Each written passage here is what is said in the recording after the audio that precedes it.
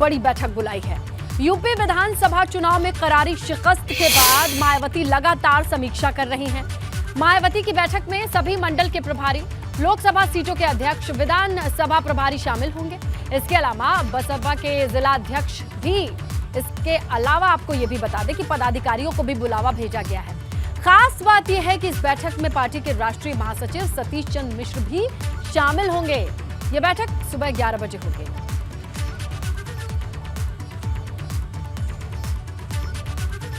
तो जीत के लिए नया एक्शन क्या है बसपा का, आइए समझते हैं। देखिए, लोकसभा उपचुनाव के बाद बसपा की ये बड़ी बैठक है। मायावती नए सिरे से चुनाव लड़ने पर मंथन करेंगी और ये बात भी समझ में आ रही है कि इस बैठक में मंडल के पार्टी के सभी प्रभारी पहुंचने वाले हैं। आगे बढ़ते हैं। बसपा के राष्ट्रीय महासचिव सतीश चंद्र मिश्र भी इसमें शामिल होंगे। ये भी बहुत खास है। सभी लोकसभा सीटों के अध्यक्ष जितने हैं वो भी सीटों के लिए बुलाया गया है। जिनको जिम्मेदारी है जिला के अध्यक्ष, उनको बुलाया गया है। सभी विधानसभा सीटों के प्रभारियों को बुलाया गया है। सभी जिला अध्यक्ष, पार्टी पदाधिकारियों को बुलावा भेजा ही गया है। देखिए, आजमगढ़ उपचुनाव पर विशेष रूप से चर्चा होनी है। आजमगढ़ उपचुनाव से बसपा को मजबूती मिली है, ये किसी से नहीं छुपा है। बसपा प्रत्याशी गुड्डू जमाली को आजमगढ़ में अच्छे वोट मिले थे और मायावती की नजर अब मुस्लिम दलित गठजोड़ पर है। ये वो सोशल इंजीनियरिंग वो करना चाहेंगी। इस पर नए सिरे से कवायद होगी, नए सिरे से कोशिश होगी। चलिए, किस तरीके की तैयारी है, ये बड़ी बैठक होने वाली है, इसकी जानकारी ग्राउंड से लेते हैं। हमारे सहयोगी विवेक त्रिपाठी के पास बहुत सारी इंफॉर्मेशन है। विवेक, जरा बताइए कि जाहिर तौर पर गुड्डू जमाली को जिस तरीके की वोट मिले हैं वो कहीं ना कहीं मनोबल बढ़ाने वाला है। अब क्या क्या एजेंडा होगा इस बैठक को लेकर के?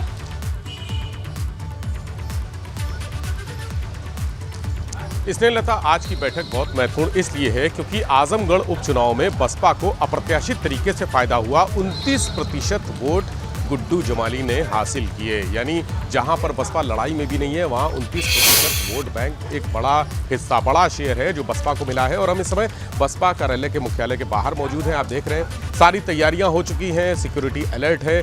कुछ देर में किसी भी समय मायावती यहां पहुंच सकती हैं।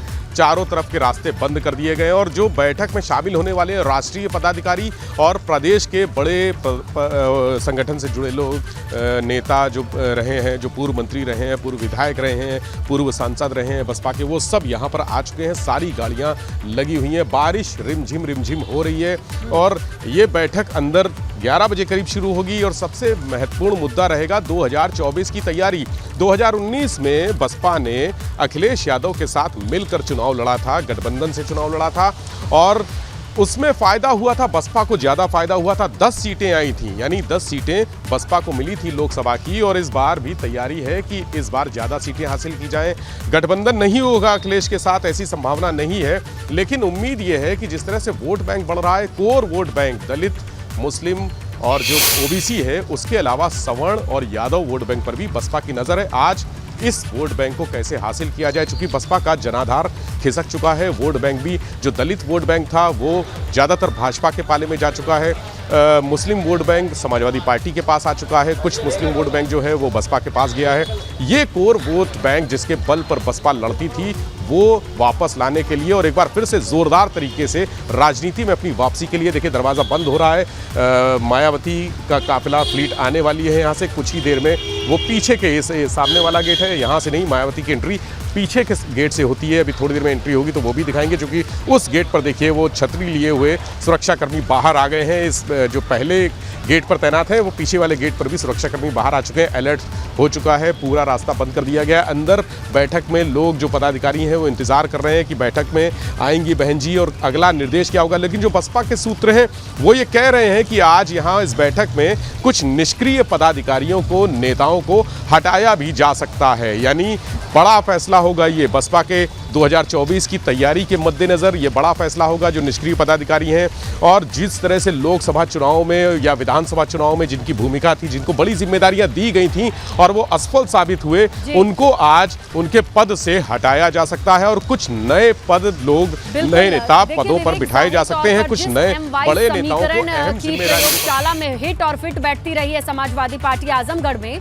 वहां पर गुड्डू जमाली ने जिस तरीके से MY में से M को तोड़ा है, आने वाले वक्त में दलित और M समीकरण जुड़ जाए तो एक बड़ा समीकरण बनकर के तैयार होगा। शुक्रिया विवेक तमाम जानकारी के लिए। रुक करेंगे अगली खबर का, जो कि आगरा से है। Blogger Ritika Singh murder case से जुड़ी बड़ी अपडेट इस वक्त सामने आ रही है। मर्डर केस से जुड़ा एक शिकायती पत्र सामने आया है। रितिका की हैंडराइटिंग में ये लेटर लिखा गया है।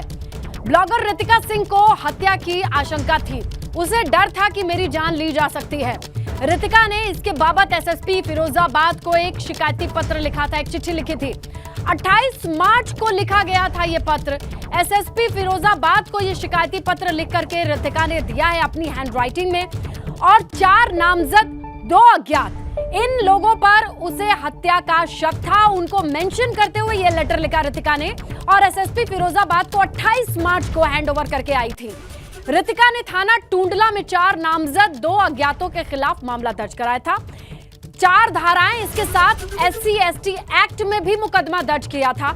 रितिका ने आकाश गौतम, अनिल धर, सत्यम धर, दीपाली अग्रवाल और 2 अज्ञात के खिलाफ मामला दर्ज कराया था। इस लेटर में रितिका ने अपने साथ अप्रिय घटना होने की स्थिति में इसी शिकायती पत्र को अंतिम बयान भी बताया था। और देखिए, ये घटना हो चुकी है तो क्या मान के चले यही अंतिम बयान है। 24 जून को क्योंकि रितिका की 4थे मंजिल से फेंक करके जान ले ली गई थी। इस पूरे मामले पे ये चिट्ठी बहुत बड़ा अपडेट है।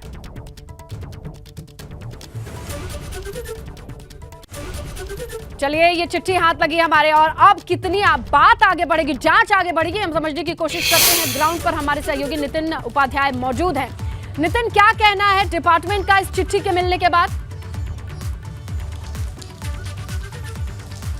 देखिए, इस मामले में अधिकारी अभी कुछ नहीं बोल रहे हैं, लेकिन इन्वेस्टिगेशन जारी है। और जिस तरीके से मार्च महीने में 28 तारीख को रितिका सिंह ने एक लेटर SSP फिरोजाबाद को लिखा था, जिसमें उसने कहा था कि उसकी जान को खतरा है, लगातार उसे धमकियां मिल रही हैं, क्योंकि 12 तारीख को उसने एक नामजद FIR दर्ज कराई थी, यानी 12 मार्च को, जिसमें अनिल धर, सत्यम धर, दीपाली अग्रवाल और आकाश गौतम और 2 अज्ञात लोग थे, जिसमें दीपाली अग्रवाल विपुल अग्रवाल की पत्नी है और अनिल धर सत्यम धर यानी उसके जो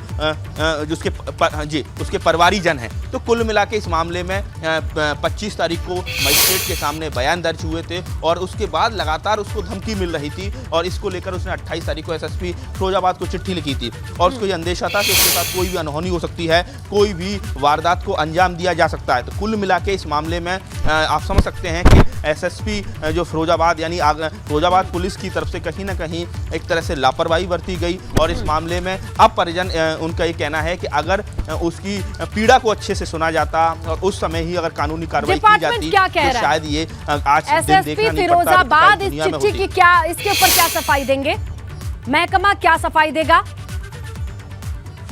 देखिए, इस मामले में SSP फिरोजाबाद, चूंकि उस समय दूसरे SSP फिरोजाबाद थे, इस समय आशीष तिवारी हैं, और उनके संज्ञान में ये मामला है, और अब उनको रिएक्ट करना है कि उसमें इस मामले में उनका क्या कहना है। 2 जिलों का ये मैटर है, लेकिन इस मामले में अभी भी जो परिवारीजन हैं, जिनको जो उनके मामा हैं और या उनकी जो मां मंजू सिंह हैं, वो खुश नहीं है। उनका कहना है कि जो ओम श्री अपार्टमेंट से, प्लेटिनम अपार्टमेंट से जो बाइक बरामद हुई है, वो जो बाइक है जो आकाश गौतम उस दिन लेकर आया, उसमें से एक बाइक आशा गर्ग के नाम है। और आशा गर्ग कौन है?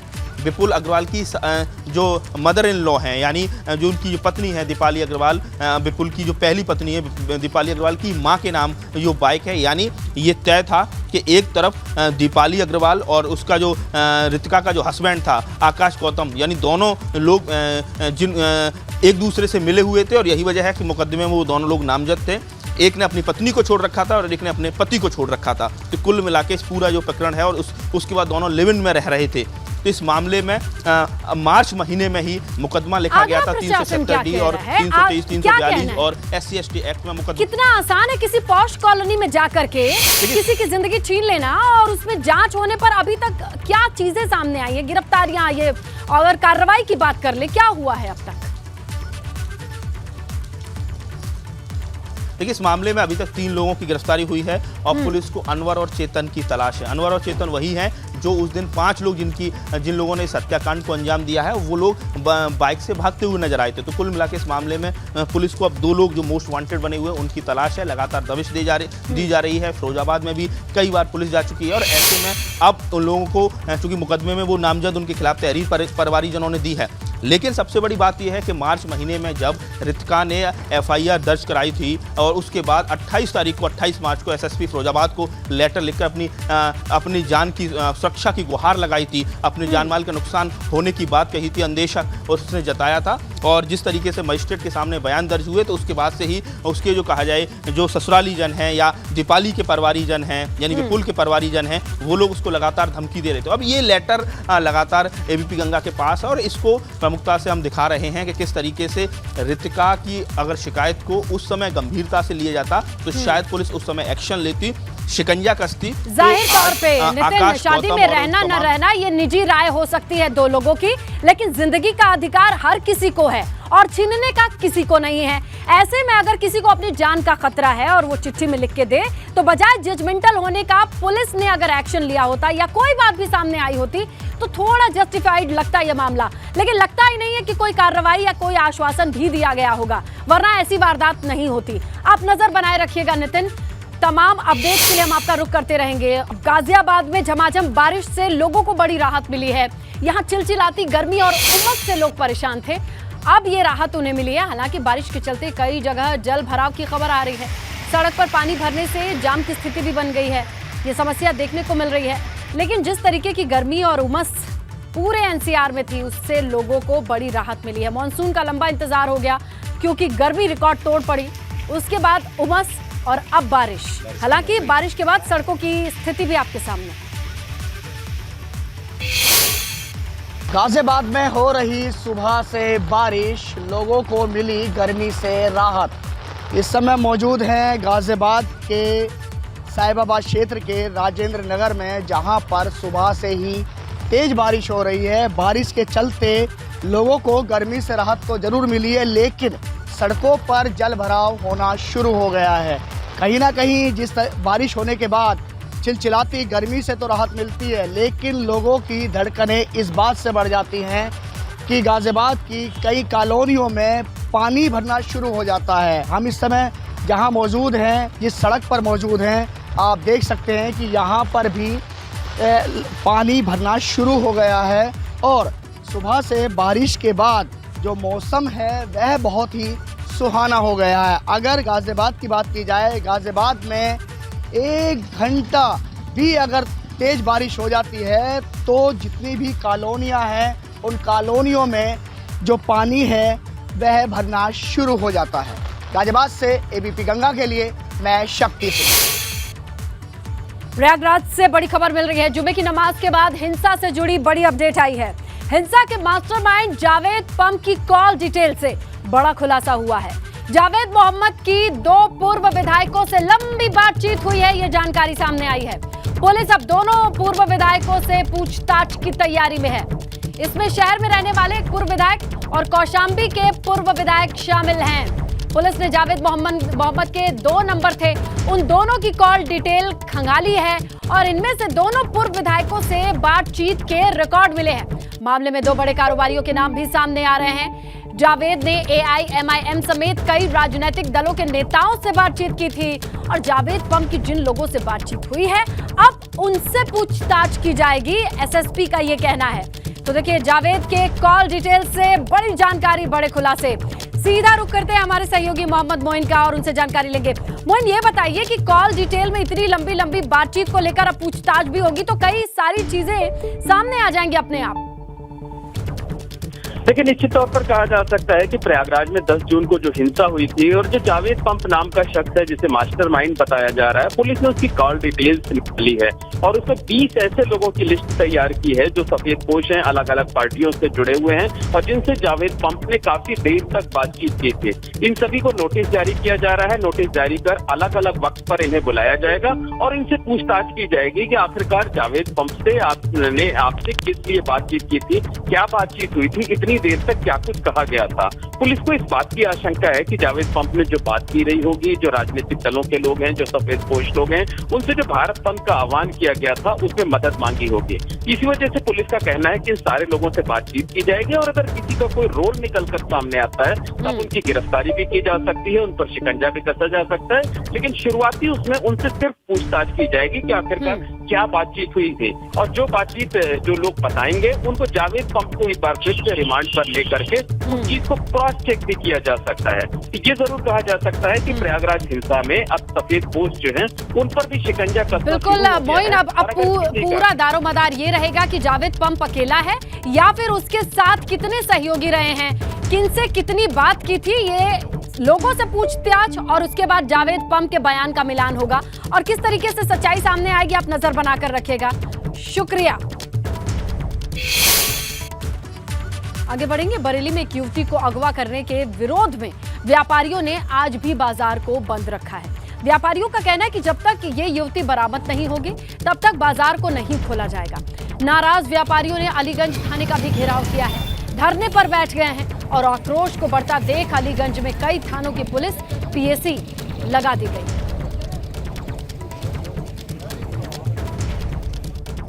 अमरोहा में तेज रफ्तार ट्रक अनियंत्रित होकर पुलिस चौकी में जा घुसा है और हादसे में पुलिस चौकी में बैठा होमगार्ड गंभीर रूप से घायल।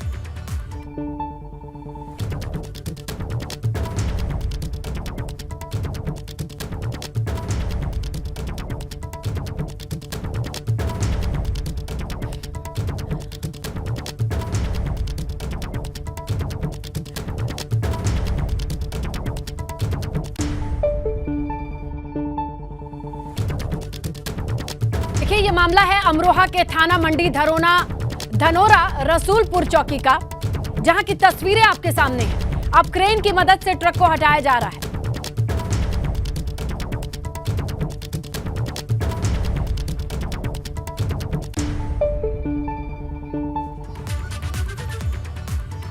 आगरा में स्टंटबाजी के मामले नहीं थम रहे हैं। यहां युवाओं के स्टंट की एक से एक नई तस्वीरें सामने आ रही हैं। फतेहपुर रोड को देख लीजिए, विधायक लिखी कार में युवा ने स्टंट करके उत्पात मचाया। युवा खिड़कियों से बाहर लटके नजर आए, उत्पात मचाया, वीडियो बनाया, सोशल मीडिया पर खूब वायरल कर रहे हैं। लेकिन बात यह है कि इस सड़क पर बाकी लोग भी चल रहे हैं। वो अगर इस गाड़ी इन्हें ही चोट लग जाती तो इनकी तो गाड़ी पे विधायक लिखा है, बाकी लोगों की मुसीबतों के लिए वो कहां जाते। बाराबंकी से खबर है, 200 करोड़ की गिरफ्तारी की खबर आ रही है। एलआईसी अधिकारी अतुल वर्मा को पुलिस ने गिरफ्तार किया है। 10,000 निवेशकों से करोड़ों रुपए वसूले थे। पैसे को रियल स्टेट शेयर में ट्रेडिंग में खर्च किया था। बाराबंकी, बहराइच, अंबेडकर नगर, लखीमपुर खीरी सहित सीतापुर अन्य जनपदों में लोगों के साथ ठगी हुई। पकड़े गए मास्टरमाइंड के कारनामों में कुछ सरकारी अधिकारी सफेद पोस्ट के नाम भी शामिल हो सकते हैं। गिरफ्तार आरोपी एलआईसी रुदौली की शाखा में विकास अधिकारी के पद पर तैनात था।